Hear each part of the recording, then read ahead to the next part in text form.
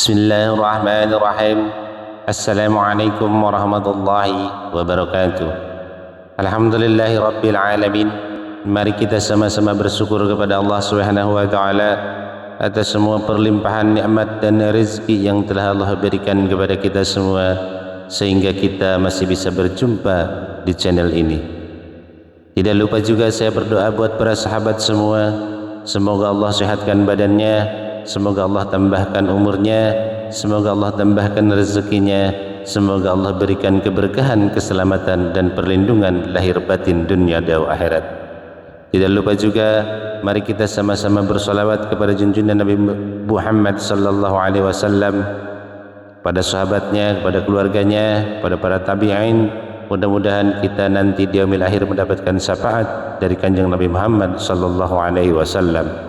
Allahumma salli ala sayyidina Muhammad wa ala ali sayyidina Muhammad.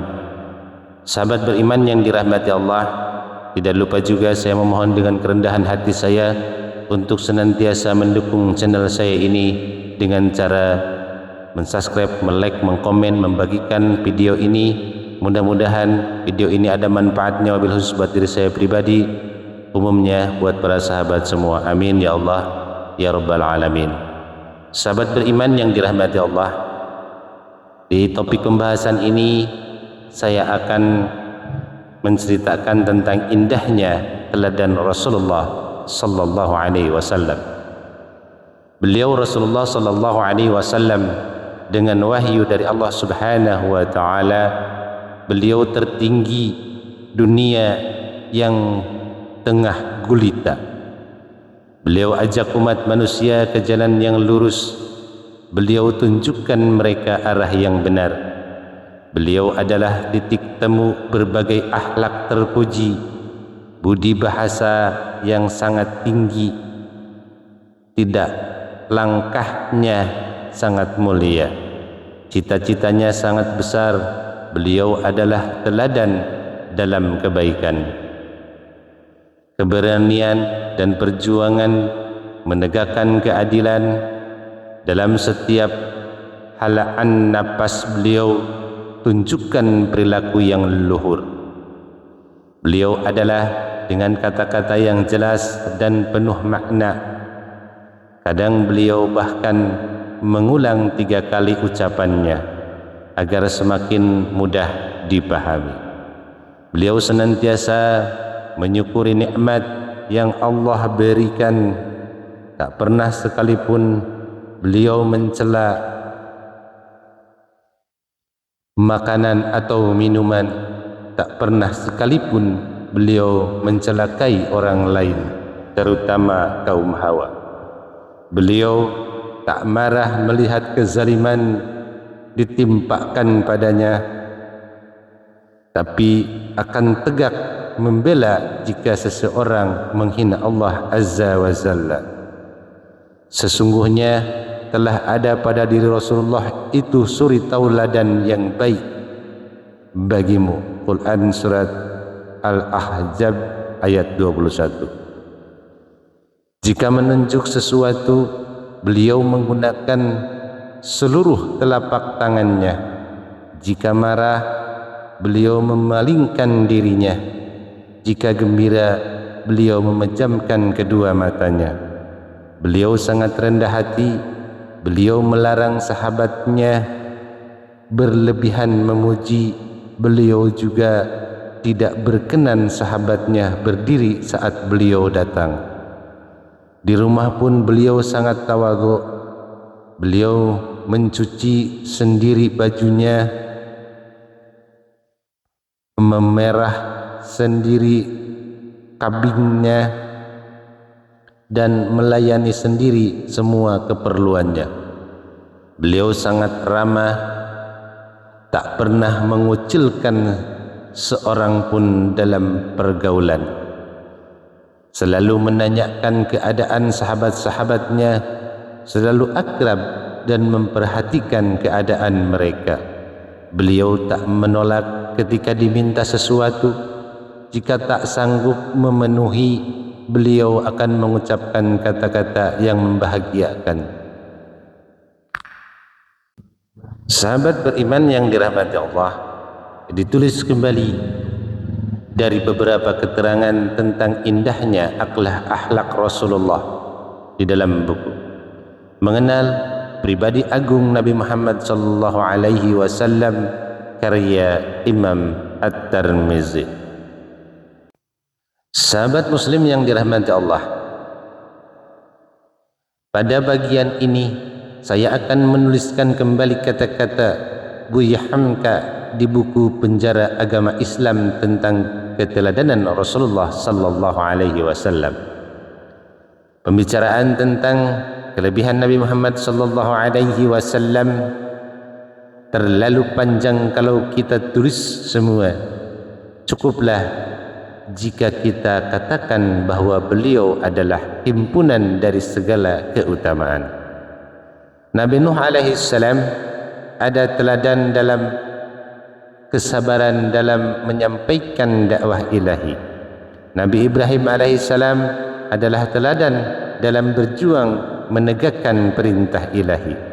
Nabi Daud alaihi salam adalah teladan rasa syukur atas nikmat dan karunia Allah Subhanahu wa taala. Nabi Sulaiman alaihi salam adalah contoh yang baik dalam pengaturan pemerintahan. Nabi Zakaria alaihi salam, Nabi Yahya alaihi salam, Nabi Isa alaihi salam adalah contoh yang mulia tentang zuhud atau melepaskan diri dari kesenangan dunia. Nabi Yakub alaihi salam adalah teladan dalam kebenaran. Nabi Yusuf alaihi salam memberi teladan tentang keteguhan hati kala mendapatkan fitrah dan menahan buzuk rayu. Nabi Musa alaihi salam adalah teladan seorang pemimpin yang gagah berani, dan Nabi Harun alaihi salam yang setia di sisinya untuk mengimbangi sikapnya dan segala tegas kepada orang yang menentang hukum Allah Subhanahu wa taala. Nabi Yunus alaihi salam adalah teladan dalam pertobatan dan kembali pada kewajiban setelah mengalami kegagalan. Bagaimana dengan Nabi Muhammad sallallahu alaihi wasallam? Sejarah perjuangan Nabi Muhammad sallallahu alaihi wasallam adalah himpunan dari seluruh keteladanan nabi-nabi tersebut. Kita bisa meneladani Nabi Muhammad sallallahu alaihi wasallam dalam semua sisi kehidupan. Pernah suatu ketika Rasulullah sallallahu alaihi wasallam menangis. Apa sebenarnya? Istri, anak, atau harta beliau? Bukan. Ternyata bukan semua itu. Seperti diceritakan oleh Abdullah bin Amr bin Ash radhiyallahu anhu dalam hadis riwayat Imam Muslim, beliau menangis karena membaca firman Allah dalam surat Ibrahim ini, "Ya Tuhanku, sesungguhnya berhala-berhala itu telah menyesatkan kebanyakan manusia. Maka barang siapa mengikutiku, sesungguhnya orang itu termasuk golonganku. Dan barang siapa mendurhakai aku, maka sesungguhnya engkau maha pengampun lagi maha penyayang." Quran surat Ibrahim ayat 14 sampai 36. Beliau kemudian membaca firman Allah tentang perkataan Nabi Isa alaihi salam, "Jika engkau menyiksa mereka, maka sesungguhnya mereka adalah hamba-hambamu, dan jika engkaulah yang maha perkasa lagi maha bijaksana." Quran surat Al-Maidah ayat 118.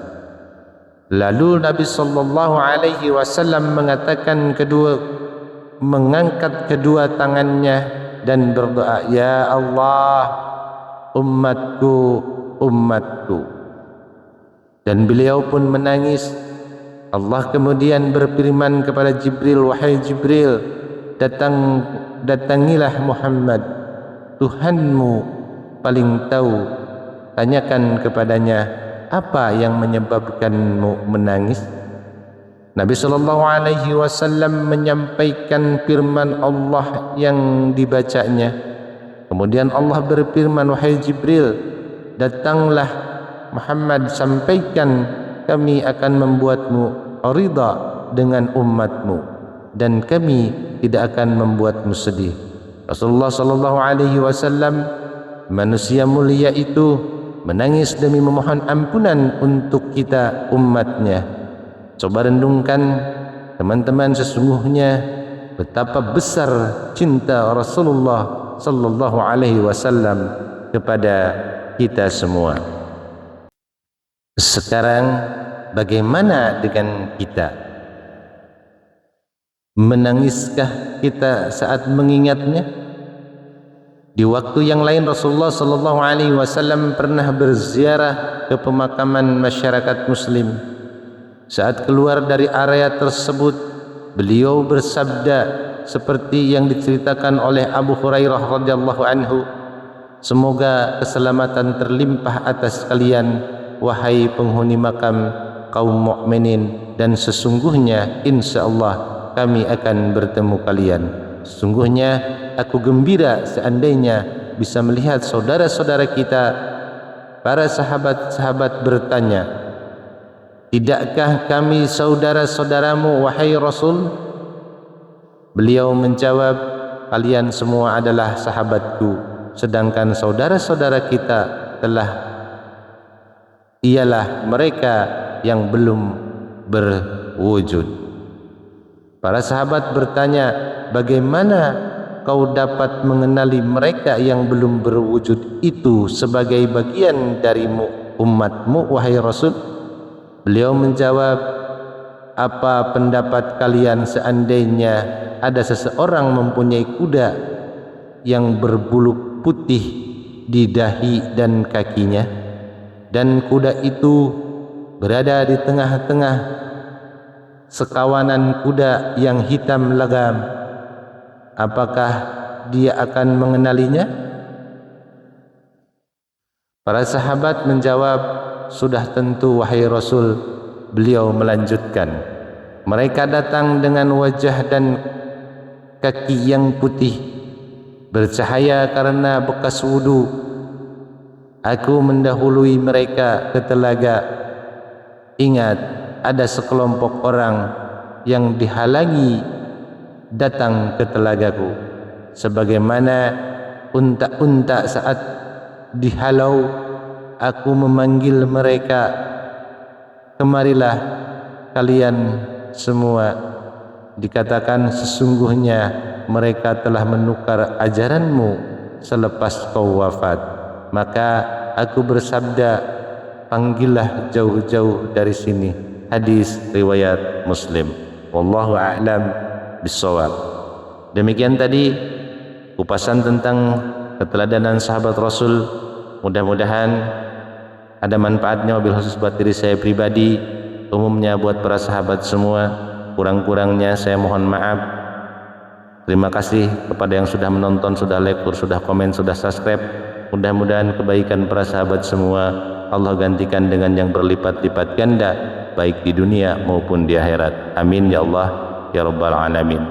Assalamualaikum warahmatullahi wabarakatuh.